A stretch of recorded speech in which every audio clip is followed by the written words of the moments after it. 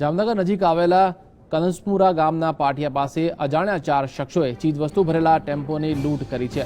સંદીપ ધાવડા નામનો યુવાન પરોઢીએ પોતાનું છોટા હાથી વાહન લઈને કનસુમરા ગામના પાટિયા પાસેથી પસાર થઈ રહ્યો હતો, જેમાં 3 લાખની કિંમતનો જીરું અને ધાણાનો જથ્થો હતો।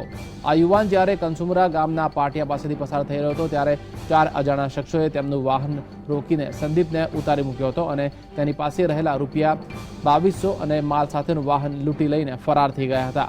આ મામલે પોલીસને જાણ થતાં જ જિલ્લા પોલીસ વડા સહિતનો પોલીસનો કાફલો ઘટના સ્થળે દોડી આવ્યો હતો। પોલીસે ફરિયાદીની પૂછપરછ હાથ ધરી વધુ તપાસ શરૂ કરી છે। આ વિશે વધુ માહિતી મેળવે અમારા સંવાદદાતા ભરત પાસેથી। ભરત, આરોપી બાબતે કોઈ સગડ મળ્યા છે ખરા?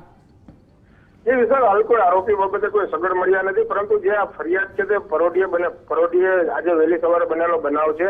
એક જે ખંભાળિયા તાલુકાનું જે કંચનપુર ગામ છે ત્યાં જે સંદીપ ગાવડા નામનો યુવાન છે જે પોતાના વાહનમાં જીરું અને ધાણાનો 3 લાખની કિંમતનો જથ્થો લઈ અને જઈ રહ્યો હતો। ત્યારે જે 4 અજાણ્યા શખ્સોએ તેમને જે કંચનપુરા ગામનું પાટિયું છે ત્યાં રોક્યો હતો અને તેમનું વાહન સહિત જે માલનો જથ્થો હતો જે અંદાજે જે 8 લાખની કિંમતનો મુદ્દામાલ થાય છે જે લઈને 4 શખ્સો ફરાર થઈ ગયા છે। આ જામનગર એલસીબી અને જિલ્લા પોલીસ વડા પણ ઘટના સ્થળે પહોંચ્યા હતા અને આ સમગ્ર મામલે હાલ જે જામનગર બહાર જે બંને ટોલ નાકા છે ત્યાં પણ પોલીસે તપાસ હાથ ધરી છે।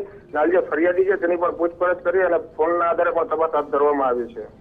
ભારત, મહત્વનું છે કે આ જામનગર વિસ્તારમાં અગાઉ પણ આવી કોઈ ઘટના ઘટી છે કે કેમ?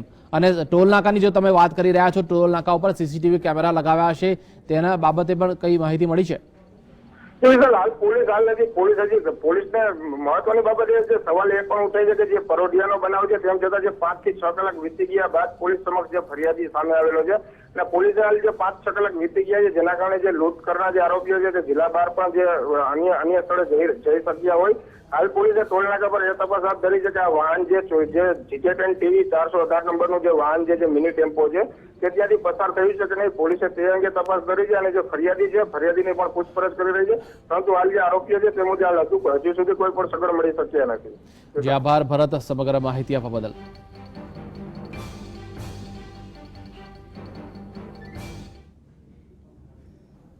જામનગરના સાંઢિયા પુલ વિસ્તારમાં આવેલી સરદારનગર સોસાયટીમાં લોકોને અપૂરતું પાણી મળતું હોય લોકો રસ્તા પર ઉતરી આવ્યા હતા અને લોકોએ ચક્કા જામ કર્યું। સરદારનગર વિસ્તારમાં જામનગર મહાનગરપાલિકા દ્વારા હાલ ટેન્કર દ્વારા પાણી વિતરણ કરવામાં આવી રહ્યું છે, ત્યારે આ વિસ્તારના કેટલાક લોકો ટેન્કર પર કબજો કરી પાણી મેળવી લેતા હોવાનો સ્થાનિકોએ આક્ષેપ કર્યો છે। સ્થાનિકોનું માનીએ તો અમુક લોકો ટેન્કર પર કબજો કરી પાણી મેળવી લે છે, જેના કારણે મોટાભાગના લોકોને પાણી વગર રહેવું પડે છે। આ મામલે અનેક રજૂઆતો બાદ પણ કોઈ જ ઉકેલ ન આવતા આ વિસ્તારના લોકો આજે રસ્તા પર ઉતરી ગયા હતા। મહિલાઓએ આજે સવારે ખંભાળિયા લાલપુર બાયપાસ વચ્ચેના રસ્તા પર ચક્કાજામ કરી દીધો હતો। જોકે ઘટનાની જાણ થતાં જ પોલીસ દોડી આવી હતી અને લોકોને હૈયાધારણા આપી ચક્કાજામ હટાવ્યો હતો। પાણી પ્રશ્ન છે, અધરાધા ટાંકા ખાઈ જાય, મહિને રૂપિયા ઉગાડી જાય છે, અમને પાણી ટાણે દેતી નથી, એના ઘેર ટાંકા લઈ જઈને પાણી ભરે છે, બરોબર? તો અમારો મતલબ હું અમે રીતવાન મંગળવાર મીટિંગ કરીએ તો અમારો કોઈ પ્રશ્ન સરકાર સાંભળતું નથી। અમરેલીના બાબરામાં આજે સરકારી દવાખાનામાં ડોક્ટરની અછતના પ્રશ્ને વિવિધ સંસ્થાઓ દ્વારા બાબરા બંધનું એલાન આપવામાં આવ્યું।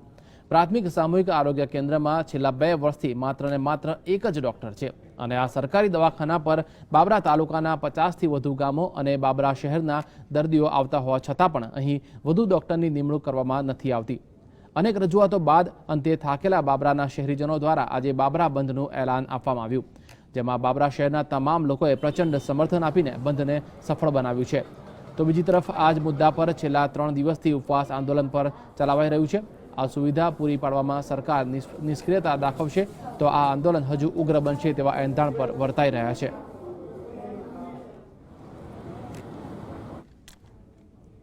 તાપી જિલ્લાની કોપર સુગર ફેક્ટરીને ઇન્કમટેક્સ વિભાગે 27 કરોડની માતબર રકમની નોટિસ ફટકારી છે, જેનો સીધો બોજ સુગર ફેક્ટરીના ખેડૂતો અને સભાસદો પર પડતા તેઓ મુશ્કેલીમાં મુકાયા છે।